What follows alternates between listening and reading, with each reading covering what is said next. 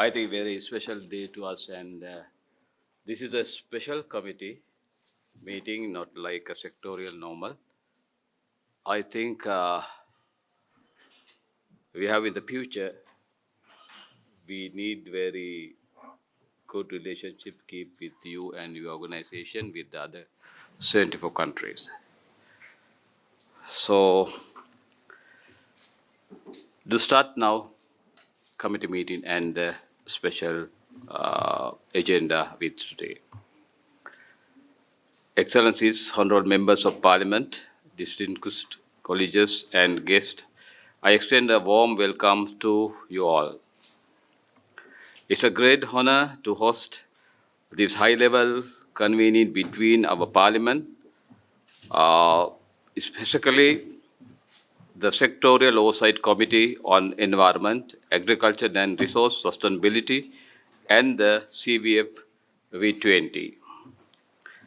I particularly welcome His Excellency Mohammed Nasheed, Secretary General of the CVF V20 Secretariat and former President of the Republic Maldives, whose leadership on climate action has inspired not only us, but many world over. Your dedication to this cause sets a resounding example for us to emulate. Sri Lanka is among the most climate vulnerable countries in the world, with our people and economy increasingly exposed to extreme weather. In recent years, we have suffered devastating floods, droughts, and heat waves that threaten our food, water, and energy supplies. In response and with support from Climate Vulnerable Forum and V20 Finance Ministries and the Government of Sri Lanka Development and our Climate Prosperity Plan as an integrated economic transformation agenda in 2022, launched at COP27, the CPP chartered path to attract investment for sustainable development and jobs while steering Sri Lanka toward net negative carbon emissions.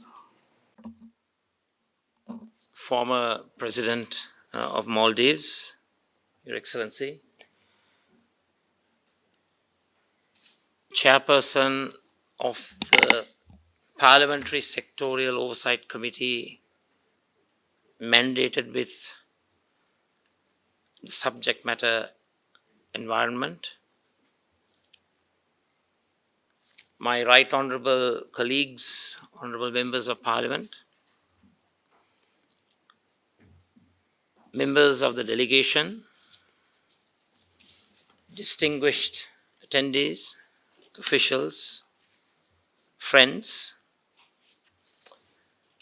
First and foremost, let me congratulate Honorable Hector Apuhami, the chairperson of the respective oversight committee, for taking the initiative to invite CVF to Sri Lanka to address parliamentarians, public policy decision makers who are obligated to achieve the requisite and relevant environmental goals and tasks.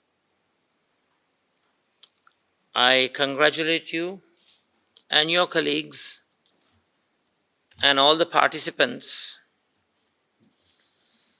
for years of work, commencing with 11 member countries and now progressing towards 74.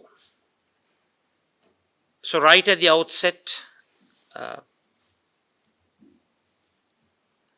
let me express a few sentiments on behalf of all of us who are here We are here to make this initiative a resounding success. We would like to participate. We would like to contribute. We are eager to cooperate in order to achieve these noble ends. And it is vital that we prepare a roadmap which is task-oriented and time-targeted. Let me at the outset use this opportunity to illustrate some of the major issues that Sri Lanka is facing. If one examines data related to climate issues, it is projected that by 2060, there could be a reduction in paddy yield from 12 to 41%. By 2050, it is stated that there may be a 20% reduction in fish stock. Losses in infrastructure on an annual basis have been calculated to be 0.38 billion. The drop in GDP by 2050 of Sri Lanka due to climate factors is expected to be 3.86%. If we take Sri Lanka as a whole, over 80% of the population, they lack adaptive capacity. They do not have the techniques, the resources, the opportunities to make the necessary adaptations. We indeed have a climate parliament that works close with Honorable Hector Rappuhami's oversight committee, the oversight committee of which he is the chairman. And we will strive to ensure, by being a non-partisan powerhouse, that we elevate awareness regarding climate change throughout Parliament, amongst public policy decision makers, and most important of all, amongst the 22 million people living in our country. We will champion the single-use plastics ban. We will initiate the establishment of a Climate Change Act. Legislation is of utmost importance if we are to walk the talk. And of course, your forum and your institution provides us with an opportunity for regional cooperation.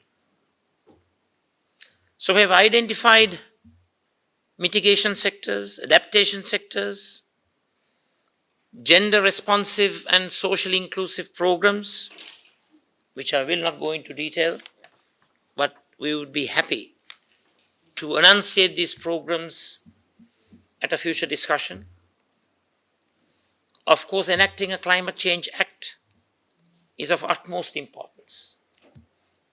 We need to bridge the implementation gap and also the resource gap. As you know, Sri Lanka is a bankrupt country, attempting to come out of bankruptcy. And we have a very, very limited fiscal space in terms of expenditures, using the financial instrument to achieve progressive climate-friendly targets. So we are in need of invaluable resources, both financial and human, technology, and also the usage of modern techniques. We need to focus on equity. We need to strengthen regional diplomacy. And we need to tap into Article 6 of the Paris Agreement to secure climate finance, access adaptation funds, and global environmental fund mechanisms. We need to push for climate financing tailored to island nations. All in all, this is a call for action. Action which entails productive programs that achieve all of these goals.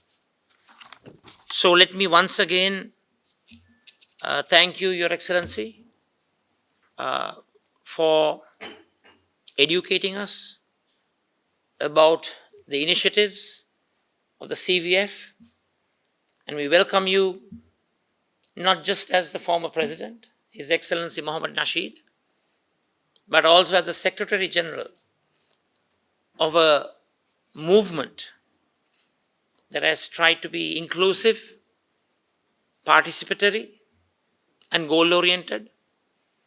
And let's work together under Honorable Hector Rappuhami's chairmanship of the requisite oversight committee. And we, for one, will provide you with our utmost support in ensuring that